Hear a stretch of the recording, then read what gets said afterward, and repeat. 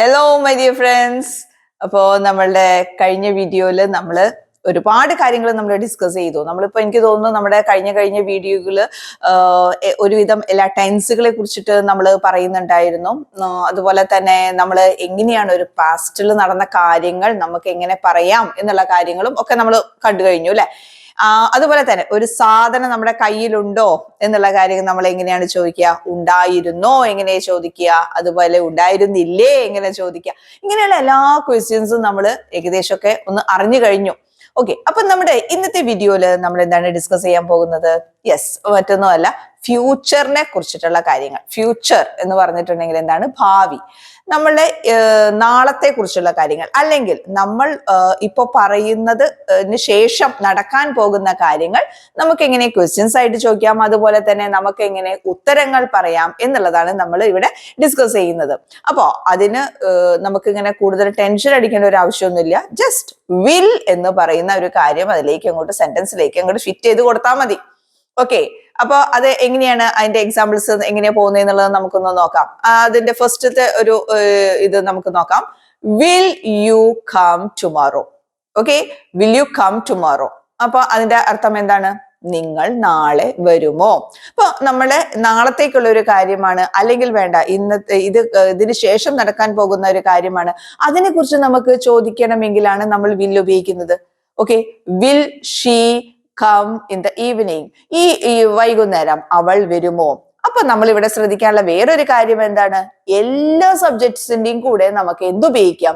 Will ഉപയോഗിക്കാവുന്നതാണ്. എന്ന് പറഞ്ഞിട്ടുണ്ടെങ്കിൽ I, you, they, we, he, she, it. അതുപോലെ ഒരു പേര്, ഏത് സബ്ജക്ട്സിന്റെ കൂടെയും നമുക്ക് എന്തുപയോഗിക്കാം? വിൽ ധൈര്യമായിട്ട് അവിടെ ഉപയോഗിക്കാം. അപ്പൊ നമുക്ക് കുറച്ചും കൂടെ എക്സാമ്പിൾസ് ചോദിക്കുമ്പോൾ എങ്ങനെയാണ് നമുക്ക് നോക്കാം. Will he come to the market? അവൻ മാർക്കറ്റിലേക്ക് വരുമോ? Will he give the money? അവൻ പൈസ തരുമോ? Will they play well? അവർ നന്നായിട്ട് കളിക്കുമോ? Will she sit properly? അവൾ നന്നായിട്ട് ഇവിടെ ഇരിക്കുമോ? Will they dance? അവർ ഡാൻസ് കളിക്കുമോ? അപ്പൊ എന്ത് ഇതിന്റെ കൂടെയും, ഏത് സബ്ജക്ട്സിന്റെ കൂടെയും നമുക്ക് എന്തുപയോഗിക്കാം? വിൽ ഉപയോഗിച്ച് ചേർത്താൽ മതി. അതിൽ ചേർക്കുമ്പോൾ എങ്ങനെയാണ് വരിക? ഇനി വരാൻ പോകുന്ന കാര്യങ്ങൾ, ശരിക്കും നാളത്തെ കാര്യം എന്നല്ല ഞാൻ ഇവിടെ ഉദ്ദേശിക്കുന്നത്. വരാൻ പോകുന്ന ഏതൊരു കാര്യത്തിനെ കുറിച്ചിട്ടും ഇങ്ങനെ ചെയ്യുമോ, പറയുമോ, നിൽക്കുമോ, പോകുമോ, വരുമോ, അങ്ങനെയുള്ള ഏത് കാര്യത്തിനെ കുറിച്ചിട്ടും നമുക്ക് ചോദിക്കണമെങ്കിൽ എന്തുപയോഗിക്കാവുന്നതാണ്? വിൽ അതിലേക്ക് ആഡ് ചെയ്ത് കൊടുത്താൽ മാത്രം മതി. അങ്ങനെയാണെങ്കിൽ ഈ ക്വസ്റ്റ്യൻസിന് നമ്മൾ എങ്ങനെയാണ് ആൻസർ പറയുക? അതും വളരെ സിമ്പിൾ ആണ്. അപ്പൊ വിൽ ഹി ഗോ ദേർ? അവൻ അവിടേക്ക് പോകുമോ എന്നാണെങ്കിൽ നമുക്ക് ഉത്തരം എങ്ങനെ പറയാം? Yes, he will go. അവൻ പോകും. അല്ലെങ്കിൽ നമുക്ക് എങ്ങനെ ഉത്തരം പറയാം? പോകില്ല എന്നുള്ളതാണെങ്കിൽ എങ്ങനെ പറയാം? He will not go. അപ്പൊ കണ്ടോ, അത് ഭയങ്കര ഈസിയാണ്. നമുക്ക് ഒരു ഇത് വെച്ചിട്ട് വിൽ എന്ത് ചെയ്യാം? ആ ഒരു സെന്റൻസിന്റെ ഫസ്റ്റ് ഉപയോഗിച്ച് കഴിഞ്ഞാൽ അത് ക്വസ്റ്റ്യൻ ആയി. ആൻസർ ചെയ്യാനായിട്ടാണെങ്കിൽ ഐ എന്നതിന്റെ ശേഷം ഉപയോഗിക്കുക, അതുപോലെ അല്ലെങ്കിൽ ഹീന്റെ ശേഷം ഉപയോഗിക്കുക, ഷീന്റെ ശേഷം ഉപയോഗിക്കുക.